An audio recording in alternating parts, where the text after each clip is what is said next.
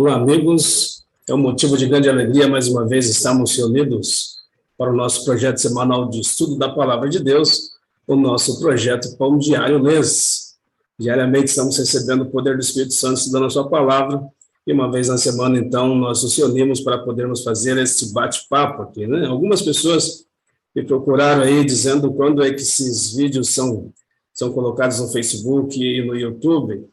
E eu quero te dizer que entre quinta, tarde e sexta-feira de manhã, esses vídeos são disponibilizados. Se você se inscrever no canal, principalmente ali no YouTube, você vai receber ali uma notificação informando que o vídeo já está disponível. Ok? Então, mais uma vez, eu quero agradecer essa parceria, dizer ainda que dá tempo de você adquirir a lição, né? Nosso projeto da lição da Escola Sabatina desse terceiro trimestre tem como títulos Provados pelo Fogo. Nós estamos aí na nossa terceira lição, ainda dá tempo. Visite a loja cpb.com.br, veja ali as instruções para você poder adquirir ainda a sua lição. Ainda dá tempo de compartilhar de todas essas bênçãos que nós temos recebido. Mais uma vez, agradecer aos seus comentários, a sua curtida ali no Facebook e no YouTube, realmente são muito inspiradores, tá certo? Nossa lição de número 3 tem como título A Gaiola. E antes de mais nada, queremos pedir ao Papai do Céu, ao Deus Todo-Poderoso, que nos ilumine a mente, a fim de entendermos aquilo que Ele quer nos dizer nesse dia especial. Então, curva a sua fronte, feche seus olhos, oremos a Deus.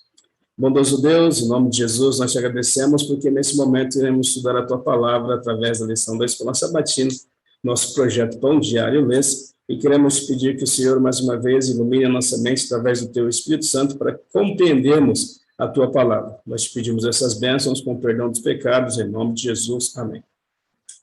Então, como dito, nossa lição de número 3 tem como título A Gaiola, né? Título curioso, né? Título curioso, A Gaiola. E o verso para memorizar está em 1 Pedro, capítulo 1, o verso 6. Se você tiver a tua Bíblia aí, você vê que é na parte de sábado. Se você não tiver, aliás, se você tiver a tua lição aí, né? Você vai ver que é a parte de sábado. Se você não estiver com a tua lição, você abre a tua Bíblia no 1 Pedro, lá no finalzinho da Bíblia, 1 Pedro, capítulo 1, verso 6. Eu vou estar lendo aqui diretamente na lição o nosso verso para memorizar, o pano de fundo para esse nosso bate-papo, para essa lição, né? E capítulo 1, 1 Pedro, verso 6, diz assim a Bíblia: Nisto vocês exultam, embora no presente, por breve tempo, se necessário, sejam contristados por várias provações, né? E o nosso título aqui é A Gaiola. Interessante, né? No versículo 6 aqui existe uma afirmação, né? Que as pessoas a quem Pedro escreveu essa carta, eles deveriam exultar no presente momento, aliás, deveriam ficar exultantes, felizes, né? Ainda que no primeiro momento eles estivessem contristados por várias provações. E se você ler o versículo 3 do capítulo 1 até o verso 5, você vai ver os motivos pelos quais Pedro está dizendo que eles deveriam exultar, que eles deveriam ficar alegres. Ele está dizendo ali a respeito da volta de Jesus, né? Em outras palavras, Pedro estava dizendo assim, olha, quando vocês pensam na volta de Jesus, quando vocês têm essa certeza da volta de Jesus e da salvação que foi conquistada pelo nosso grande Salvador, vocês devem ficar felizes, ainda que em algum momento aqui nesse mundo, ainda que em algum momento vocês fiquem contristados por algumas tribulações, tá certo? Essas tribulações não devem tirar a alegria máxima no coração dos cristãos de um dia estar com Jesus nas nações celestiais quando ele voltar para buscar o seu povo. Ainda na parte de sábado, eu falando, né, nesse título curioso, A Gaiola, vou fazer uma leitura rápida com vocês aqui, que está na parte de sábado, e diz assim: à plena luz do dia, e ouvindo a música de outras vozes, o pássaro engaiolado não aprenderá a canção que o dono procura lhe ensinar. Aprende um fragmento desta, um trinado daquela, mas nunca uma melodia determinada e completa. Eis, porém, que o dono cobre a gaiola e o coloca onde o pássaro não ouvirá senão o canto que lhe pretende ensinar. Nas trevas o pássaro tenta de novo modular aquele canto, até que por fim o entoa em perfeita melodia. O pássaro, então, pode sair da obscuridade e voltar à luz. Não esquecerá jamais a melodia que lhe foi ensinada. É assim que Deus procede muitas vezes com seus filhos. Ele tem um canto para nos ensinar, e quando o houvermos aprendido, no meio das sombras das aflições, poderemos cantá-lo para sempre. Interessante aqui, né? Às vezes os ruídos do mundo, as coisas ao nosso redor chamam tanto a nossa atenção, tiram tanto a nossa paz, que não é possível que Deus nos ensine algo que Ele pretendia nos ensinar, que seria para a nossa vida eterna. E em algum momento Deus permite que as provações, as aflições nos cheguem, a fim de que Ele tenha, então, totalmente a nossa atenção. E nesses momentos de grande tribulação, podemos dizer assim, onde nós estamos ali separados com o nosso Deus, Ele consegue, então, nos ensinar coisas que seriam, sem dúvida alguma, que não seriam, sem dúvida alguma, aprendidas se estivéssemos ainda no meio das confusões, né? Às vezes, como eu disse na lição passada, às vezes parece que nós estamos andando numa velocidade incrível nos caminhos da vida, nos cuidados da vida, por vezes ainda nos caminhos de pecado, e Deus, com o seu amor profundo, Ele precisa puxar o freio de mão, quando estamos correndo aí nessa velocidade incrível aí, dos cuidados da vida e por vezes dos pecados. Deus precisa puxar o freio de mão, e às vezes, quando nós nos deparamos contra o painel, é que nós entendemos que deveríamos ter mudado algumas atitudes, né? É difícil pensar em Deus agindo dessa forma, mas não é que Ele queira agir dessa forma, é que por vezes não existe outro meio de chamar a nossa atenção se não for desse jeito aí, né? Como nós já falamos no Salmo 23, né? No versículo 4, que diz: ainda que eu ande pelo vale da sombra da morte, por vezes as ovelhas de um pastor, ela acabava andando por caminhos que o pastor insistia em não deixar, não permitia que ela fosse, mas ela insistia, e o pastor, para livrar muitas vezes o perigo, literalmente ele precisava quebrar a patinha, infelizmente, da sua ovelhinha, né? E agora, sem poder andar, ela ficava ali nos cuidados, no colo do pastor, né? E o pastor, então, poderia ensinar algumas coisas para ela. É possível que eu esteja falando para alguém que esteja passando alguma situação assim, né? Estava andando desenfreadamente num caminho longe de Deus, e Deus precisou puxar o freio para que ele pudesse entender que estava indo por um caminho errado, né? Mas é possível também que eu esteja falando para alguém que, mesmo na igreja, por algum motivo, parece que não entendia o que Deus queria falar, e Deus, em sua infinita misericórdia e bondade, precisou puxar o freio, tirar os holofotes, a fim de que elas pudessem aprender a lição. Creio, em nome de Jesus, que essas lições serão aprendidas, e para a glória de Deus e para a sua salvação, elas farão uma diferença, sem dúvida alguma, total na sua vida. Ok? Essa foi a nossa introdução aqui na parte de sábado. Na parte de domingo, a lição, ela diz assim, tem como subtítulo: indo à terra prometida por um beco sem saída, né? Interessante, está falando aqui da saída do povo de Israel da terra do Egito, e eles saem da terra do Egito sendo orientados por Deus, né? Deus ia na frente deles durante o dia numa coluna de nuvem, e durante a noite numa coluna de fogo, né? Durante o dia na coluna de nuvem para poder refrescá-lo, o calor exaltante do deserto, o calor terrível do deserto, e à noite uma friagem terrível do deserto. Essa coluna, então, de fogo providenciava o aquecimento do povo ali, né? Então, indo para a terra prometida por um beco sem saída. Curioso também, mais uma vez, esse título aqui, né? E parece que, de certa forma, Deus conduzia o povo a um beco sem saída. Parece não, nós vamos ler que, de fato, ele fez isso aqui, né? Conduziu o povo a um beco sem saída, né? Mas quando pensamos na saída de Israel do Egito, não devemos nos esquecer, né? Dos 400 anos que eles passaram como prisioneiros ali no Egito, e que esses 400 anos fizeram que eles perdessem totalmente a visão de Deus, né, a ideia de Deus, né, a forma de Deus guiar o povo e etc., né? Agora uma relação estava sendo construída, né, e lições precisavam ser aprendidas, né?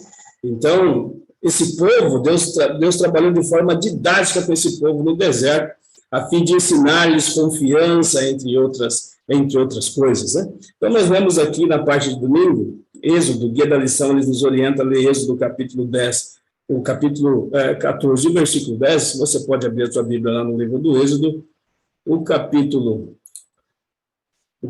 14 e o verso 10, e assim diz a santa e poderosa palavra de Deus. Versículo 10.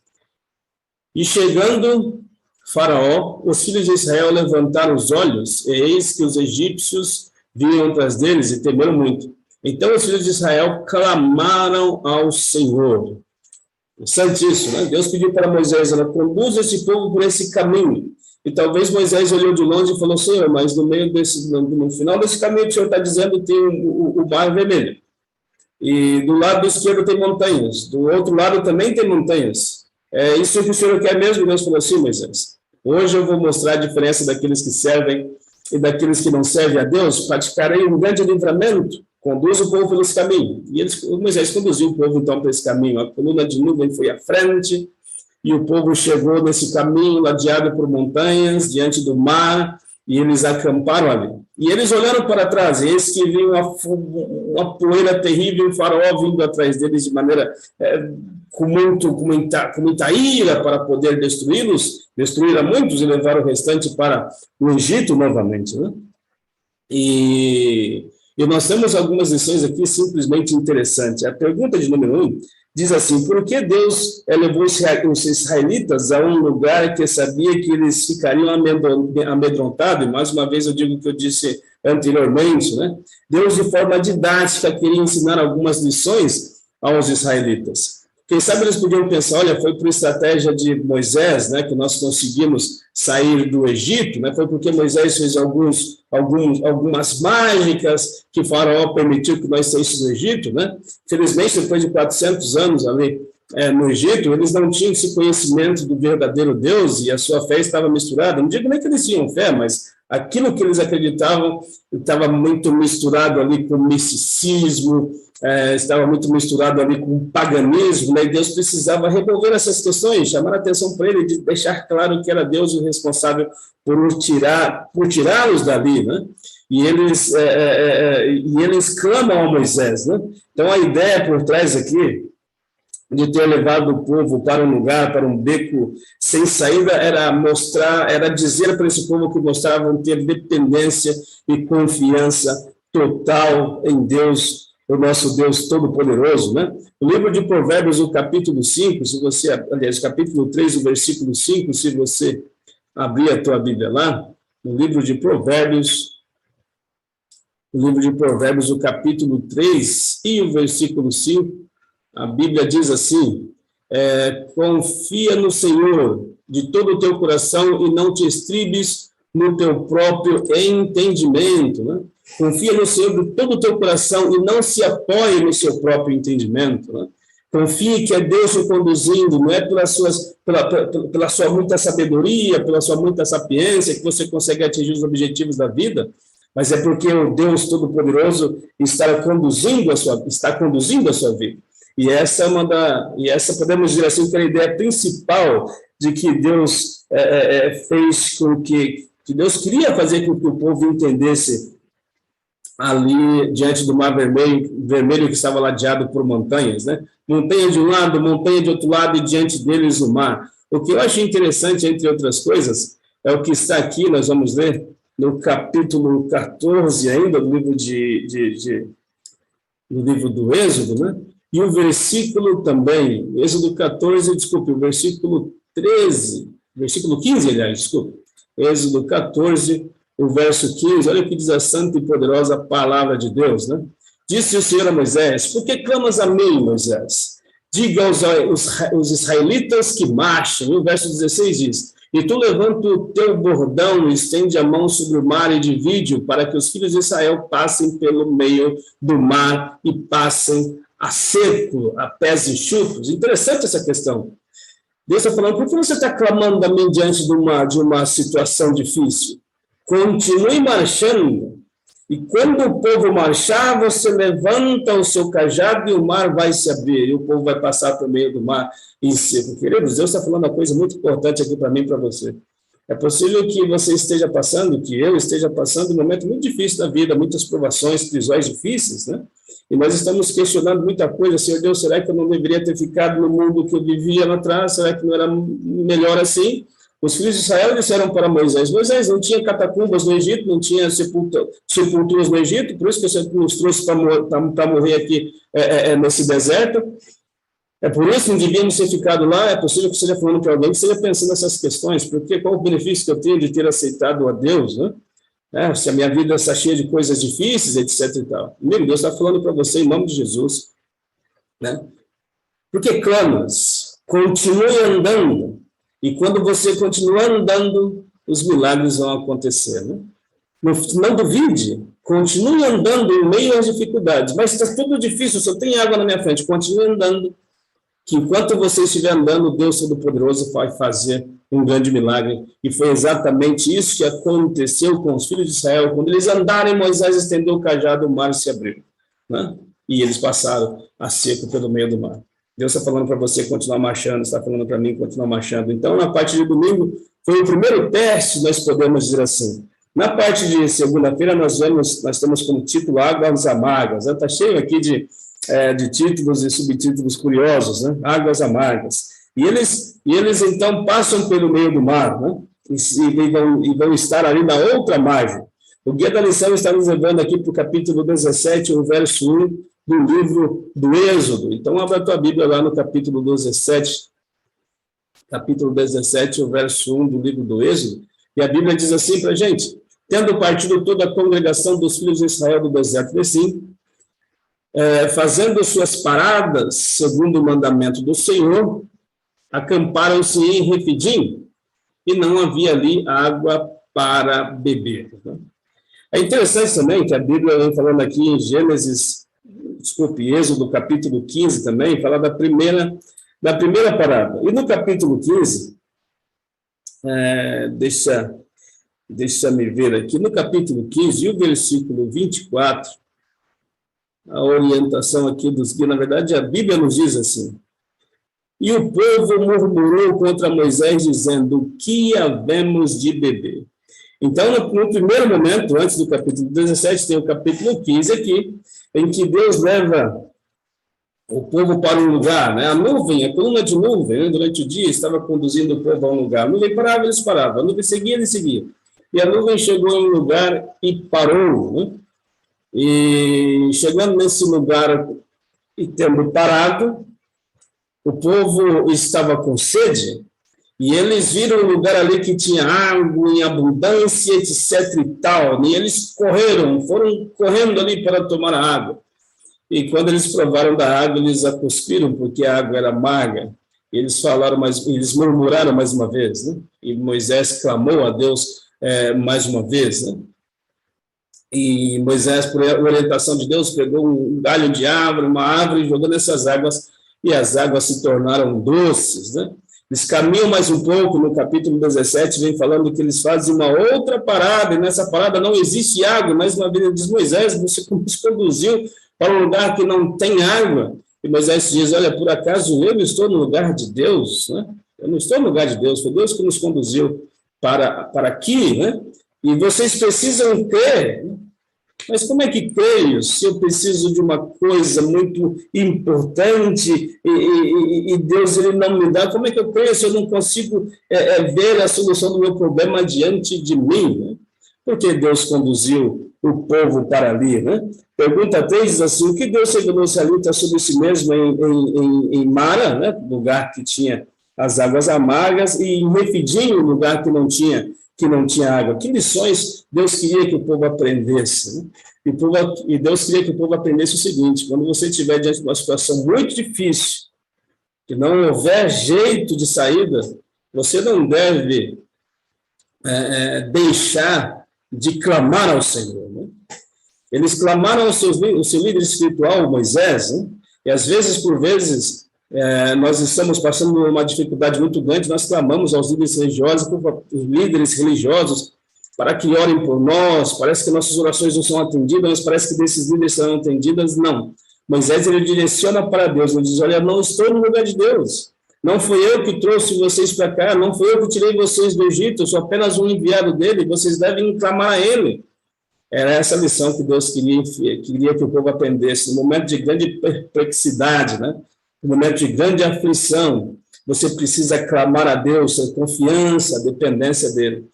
Às vezes, como cristão, nós somos muito autossuficientes e cremos que nós temos as respostas para tudo, porque conhecemos a Bíblia, nós sabemos os meandros, os caminhos de como resolver esse e aquele problema, e quase perdemos a dependência de Deus. Às vezes, Deus precisa permitir que nós chegamos num lugar que não tenha saída para que nós possamos, então, orar para Ele, olhar para Ele e falar assim: Deus, por favor, me socorre, né? Lembra dos 400 anos, né? 400 anos longe de Deus, eles não entendiam, não sabiam mais quem era Deus. E Deus, de uma forma didática, aqui está explicando, está orientando, está ensinando a forma como eles deveriam ter esse relacionamento com Deus. É possível que eu esteja falando com muita gente que, assim como eu, teve uma vida toda fora dos caminhos do Senhor, não teve o privilégio de crescer numa família evangélica, né? E que agora está andando com Deus e tem muitas descrenças, tem muitas dificuldades, está aprendendo enquanto o carro está andando e está trocando o pneu ainda. A vida não para e Deus está te ensinando, né, como ensinou ao povo de Israel depois de 400 anos, essa dependência dele. É possível que ele esteja permitindo que você esteja num lugar cercado por falta de recursos, que não tenha água, que sua maior necessidade, para que você clame a Ele e Ele, então, te responda.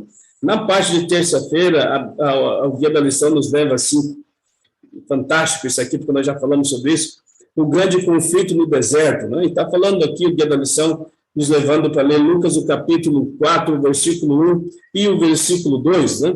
Eu vou pedir para que você abra a tua Bíblia, então, no Novo Testamento agora, o livro de Lucas, o capítulo é o 4, o verso é o 1 e o verso 2, né? Também está descrito aqui no livro de Mateus, o mesmo capítulo 4, se você quiser ler. Aqui está falando a respeito da tentação de Jesus, e o versículo 1 e o versículo 2 diz assim: Jesus, cheio do Espírito Santo, voltou do Jordão e foi guiado pelo Espírito no deserto. Durante 40 dias, sendo tentado pelo diabo, nada comeu naqueles dias, ao fim dos quais teve fome, né? É importante, se você puder, também fazer a leitura de Mateus, o capítulo 4, falando a respeito dessas questões, né? É bem verdade também que a lição diz aqui para nós lermos lemos o capítulo, nós lemos o versículo 1 e o versículo 2, mas o guia está nos orientando a lermos também o capítulo 4, o verso do 1 ao verso 3, que você vai ter, então, uma leitura completa, né? Então, aqui está falando a respeito das tentações de Jesus Cristo no deserto, né? É interessante que diz que o Espírito Santo o levou para um lugar e para ser tentado. É bem verdade que aqui existe uma questão de tradução, né? Não quer dizer que o Espírito Santo especificamente levou Jesus para ser tentado. Esse não é o desígnio de Deus, e não seria o desígnio do Espírito Santo, né? O Espírito Santo, Deus, a Bíblia diz que não tenta o ser humano. Ele permite prisões para que ele possa nos ensinar lições, mas a questão da tentação não vem de Deus, né? Tentação é uma questão específica do diabo, e depois, não somente específica do diabo, mas da nossa natureza, depois da queda. Mas tem algumas lições importantes aqui para nós podermos tirar, né? A primeira questão que eu quero colocar aqui, antes da gente fazer essa consideração, é a questão de que, falamos a respeito da tentação do deserto, né? Se Cristo tivesse perdido, se Cristo tivesse pecado, se Cristo tivesse perdido, a humanidade estaria destruída, a humanidade estaria perdida, condenada a servir ao diabo. Louvado seja Deus que Cristo venceu a tentação, né? A pergunta de número 5 aqui diz assim: que lições você pode aprender com esse relato, né, sobre a tentação de Jesus? E no primeiro momento, quero dizer para vocês aqui que nós aprendemos que tentação não é pecado, né? Jesus Cristo foi tentado em todos os pontos e acima daquilo que nós somos tentados, né? Mas ele não pecou, né? Nem em pensamento Jesus Cristo pecou. Então, tentação não é pecado, né? Tentações podem ser bem difíceis, pois apelam para coisas que desejamos muito, e Jesus estava ali com fome, depois de 40 dias e 40 noites sem comer, né? sem comer e sem beber, com fome, exausto, né? E a tentação parece que ela traz exatamente aquilo que o nosso corpo anseia, etc. e tal. Por isso que é difícil nós vencermos a tentação, mas Jesus Cristo venceu. E por que venceu? Essa é a primeira lição. A primeira lição, então, é que tentação não é pecado. A segunda lição que nós podemos divisar aqui é que Jesus venceu todas as tentações citando a palavra de Deus. Ou seja, a palavra de Deus tem poder, né? Nem só de pão viverá o homem, mas de toda a palavra que sai da boca de Deus, né? Foi essa a resposta de Jesus à tentação de Satanás, que dizia para ele: transforme essas pedras em pães, né? Para toda tentação, Jesus Cristo venceu pela palavra de Deus. Essa é uma segunda lição. E a terceira lição, nós poderíamos dizer assim, que estaria no versículo 13, né? Abra a tua Bíblia aí, capítulo 4 do livro de Lucas, o versículo 13 diz assim, né? Passadas que foram as tentações de toda sorte, apartou-se dele o diabo até momento oportuno, né? Jesus Cristo não pecou, embora tenha sido tentado. Jesus Cristo venceu pelo poder que é na palavra de Deus. Essa referência nos diz que nós podemos também vencermos as tentações buscando poder na palavra de Deus. Toda vez que tentados, pedir que Deus, através do Espírito Santo, nos dê poder para vencer a tentação. Mas o versículo 13 diz que o diabo se afastou até momento oportuno. Em outras palavras, não é porque, infelizmente, podemos dizer assim, né? Não é porque nós vencemos essa e aquela tentação que o inimigo desistiu de nós, não, né? Infelizmente, ele é um inimigo vencido, mas é um inimigo persistente, né? E o momento oportuno, ele vai querer nos cercar, nos cirandar de novo. E é possível que ele esteja falando para alguém que venceu muitas batalhas pela graça de Jesus contra Satanás, mas que, infelizmente, possivelmente, seja afastado dos caminhos do Senhor, esteja hoje caído, né? Porque o inimigo buscou outro momento oportuno, né? O inimigo não desiste, ele continua persistindo aí, né? Mas uma coisa que fica clara também na lição de terça-feira é que Jesus Cristo venceu de todas as tentações, e se em algum momento nós pecarmos, porque Jesus Cristo venceu, a vitória de Jesus Cristo também é atribuída a nós, e nós receberemos poder para sairmos, digamos assim, desse momento de pecado que estamos vivendo. Então, Satanás buscará outro momento oportuno para querer fazer-nos cair, né? Mas o interessante é que, quando vencemos as tentações, mais uma vez, abre a tua Bíblia lá no livro de Pedro, 1 Pedro, né? 1 Pedro, capítulo, que foi nosso tema aí da semana passada, 1 Pedro, capítulo 1, e o versículo 10, interessantíssimo isso aqui, né? Versículo 10 diz assim, desculpe, eu falei 1 Pedro, capítulo 1, mas é 1 Pedro, capítulo 5, né? Desculpe.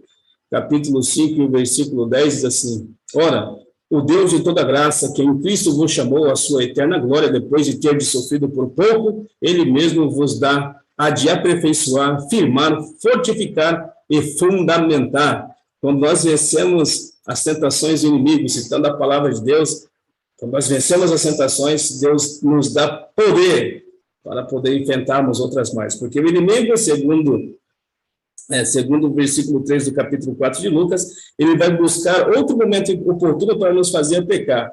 Mas a Bíblia diz que quando vencemos, nós recebemos poder, nós estaremos mais fortalecidos para enfrentar as tentações do inimigo quando ele aparecer mais uma vez.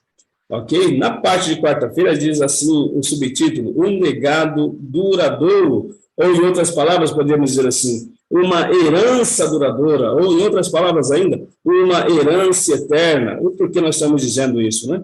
1 Pedro, capítulo 6, capítulo 1, o verso 6 e o verso 7, nós vamos ver aqui o que o apóstolo está dizendo, para nós então discorrermos o assunto, né? 1 Pedro, aliás, capítulo 1, o verso 6 e o verso 7, ok? 1 Pedro, capítulo 1, verso 6 e verso 7. 1 Pedro não tem capítulo 6, né? O versículo 6 aqui, mais uma vez o nosso verso para memorizar, né?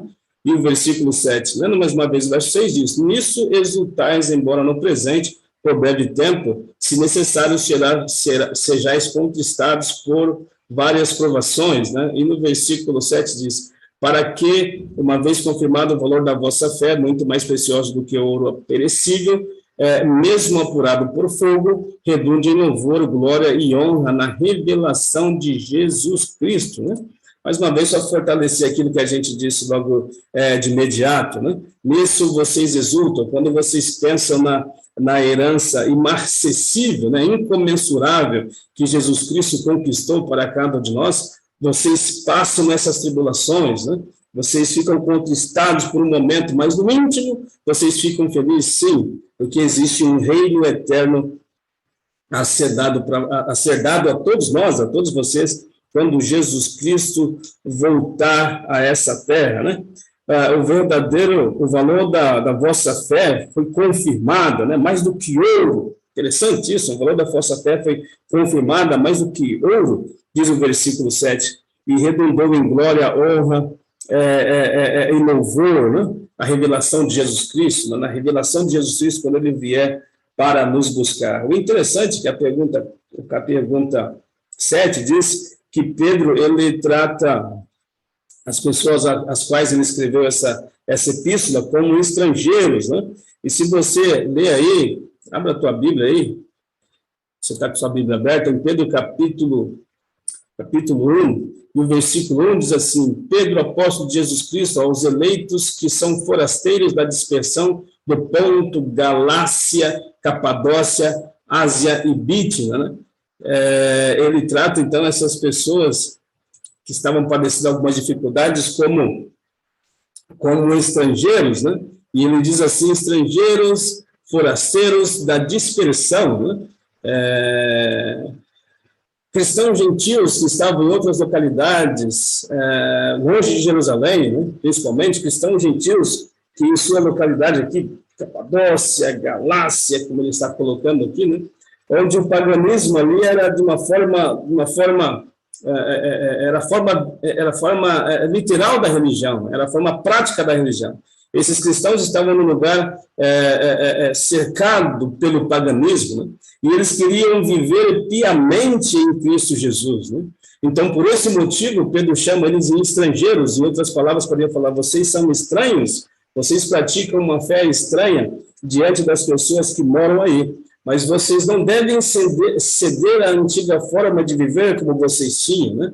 Porque existe uma pátria no céu, e Jesus Cristo vai voltar para buscar, né? E a sua fé, que é provada no fogo, né? Mais preciosa do que o ouro que perece, né? Ela será recompensada na vinda de Jesus. Então, essa questão dele chamar de estrangeiros, Pedro escreve para cristãos gentios, né, da Ásia Menor, que viviam cercados pelo paganismo, e se esforçavam por viver uma vida de acordo com a palavra de Deus, portanto, sendo considerados estranhos, estrangeiros. E por quê? Porque a pátria deles não era aqui. Queridos, é possível que você esteja falando para alguém que tenha dificuldades, né?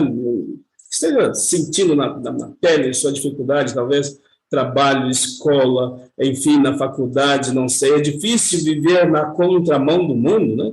Parece que você é estranho, que você é estrangeiro, e você é mesmo, né? Você é estranho, você é estrangeiro, e sabe por quê? Porque você quer viver piamente em Cristo Jesus. Você quer viver piamente em Cristo Jesus, a sua pátria não é aqui. Mas aguarde. A palavra de Deus diz que a sua recompensa será dada assim que Jesus Cristo voltar para nos buscar, né? A pergunta de número 8 diz assim, né? Que suprema segurança Pedro buscou dar a essas pessoas em meio a essas provações, né? E o guia está nos sugerindo, né, o verso 6 e o verso 9, você pode praticar essa leitura aí, né? Em resumo, eu coloquei assim, vocês amam Jesus que vocês não viram, persistam com alegria, e o fim de vossa fé os guiará à salvação. Vocês amam Jesus que vocês nunca viram, mas persistam com alegria, porque o final da vossa fé vos levará à salvação. E qualquer que tenha sido as provações e o sofrimento deles, como compará-los à eternidade que os espera quando Cristo voltar? Seja qualquer que seja a sua provação, como comparar a glória que você receberá pela manifestação de Jesus Cristo Nunca devemos perder de vista o fim último, a vida eterna em um novo céu e uma nova terra, né? É importante que não percamos a fé em meio às provações, que em meio às provações peçamos que o Senhor nos livre de tudo que prejudique a nossa fé, isso na parte de quinta-feira, né? Na parte de quarta-feira, aliás, na parte de quinta-feira, o subtítulo diz provação pelo fogo, né? E aqui conta a história de um jovem Alex, né? Jovem Alex envolvido em drogas, envolvido em violências, problemas na juventude, infelizmente o tempo de prisão, pela graça de Deus foi alcançado por Jesus, através de um membro de igreja que Alex havia roubado, conheceu a Jesus, entregou-se a Jesus, estava experimentando uma vida fantástica ao lado de Jesus. Eu quero dizer para você, em nome de Jesus, que seja qual for a vida que você está vivendo longe dos caminhos do Senhor, se você vier, você vai ter uma vida fantástica ao lado de Jesus. Porém, Alex, infelizmente, começou a passar algumas dificuldades. Depois dessa experiência inicial com Deus muito boa, Alex começou a ter umas situações difíceis na vida. Alex até tensionou ser pastor e foi estudar num colégio, né, de formação teológica, e começou a enfrentar alguns problemas na faculdade, né, problemas na sua vida financeira. Uma pessoa que se dizia amigo de Alex agora começou a falar contra Alex, levantando falso testemunho contra Alex. Alex, infelizmente, estava com a sua reputação colocada para baixo. Alex, infelizmente, foi acometido também por uma doença e não se curava, e os médicos não descobriram que Alex tinha. Alex, infelizmente, cedeu à tentação e usou droga mais uma vez, e sua vida começou a desmoronar, e Alex pensou, mas Senhor, eu não consigo entender porque tudo isso está acontecendo, né? Será que toda a experiência com Deus tinha sido um enorme erro? Se Alex procurasse e te pedisse uma orientação, o que você diria para Alex? Difícil, né?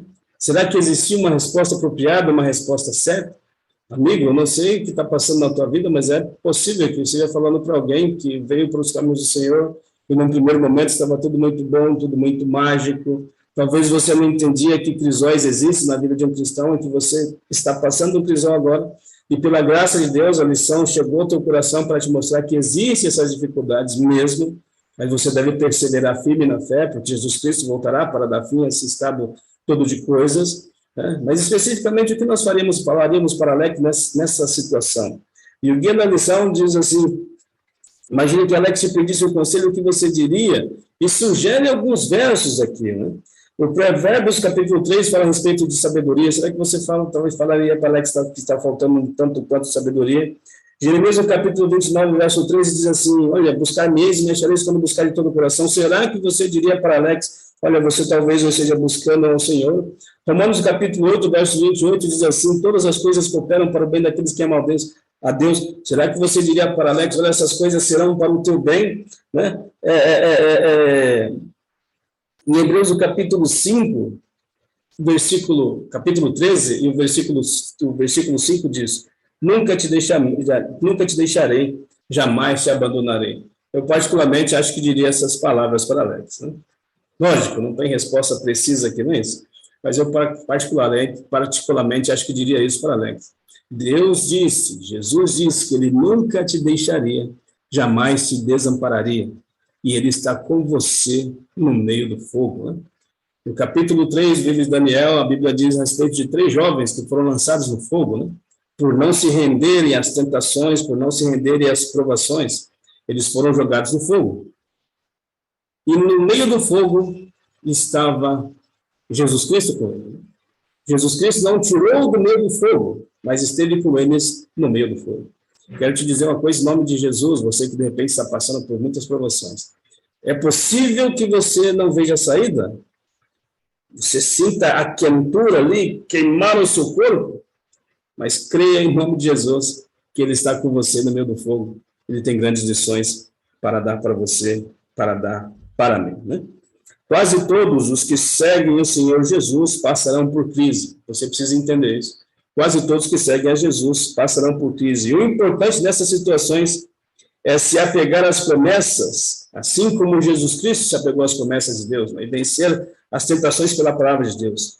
e relembrar de como Ele nos guiou no passado e orar por fé e perseverança. Né?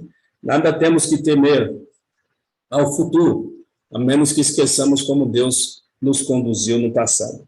Que Deus te abençoe, que Deus te guarde, que Deus me abençoe, que Deus me guarde. Espero que, de alguma maneira, Deus tenha me usado aí para auxiliá-lo, né? E que Deus nos ajude na próxima semana, com a graça dele, estarmos reunidos para discutirmos a sua palavra. Feche teus olhos, curva a sua fronte, oremos a Deus.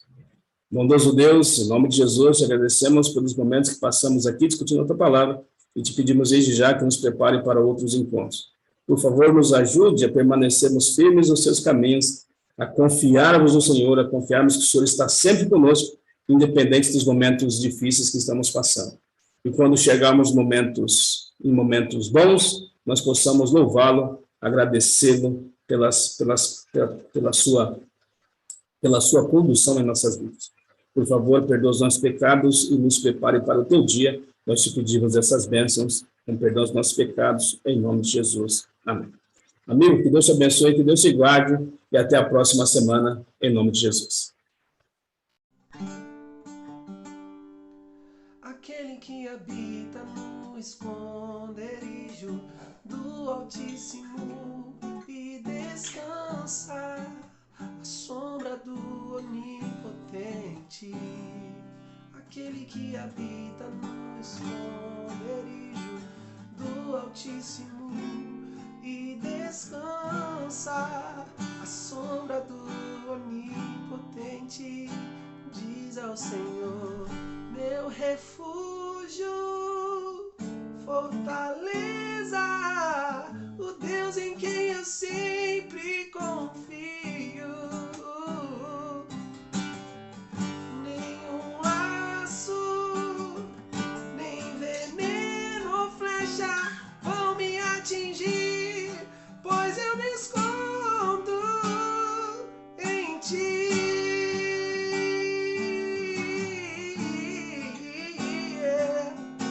Senhor Jesus,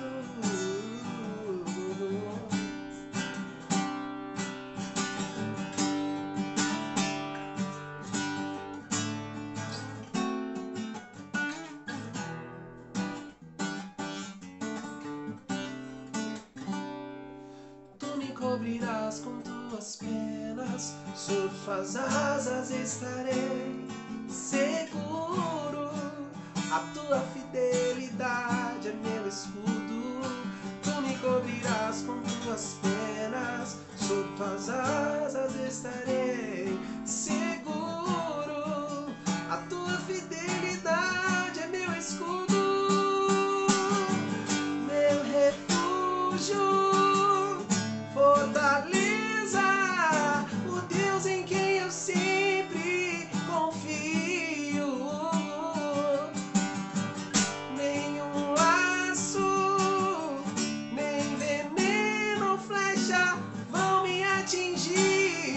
Pois eu me escondo em ti.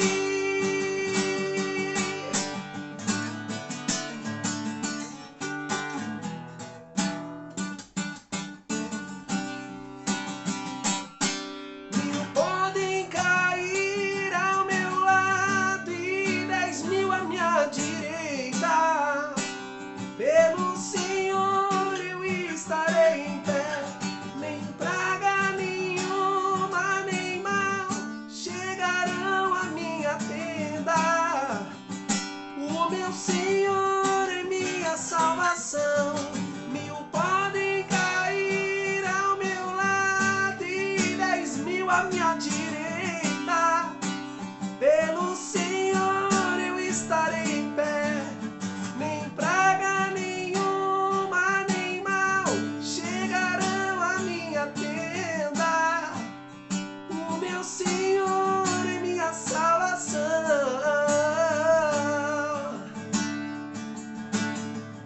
Meu refúgio, fortaleza, o Deus em quem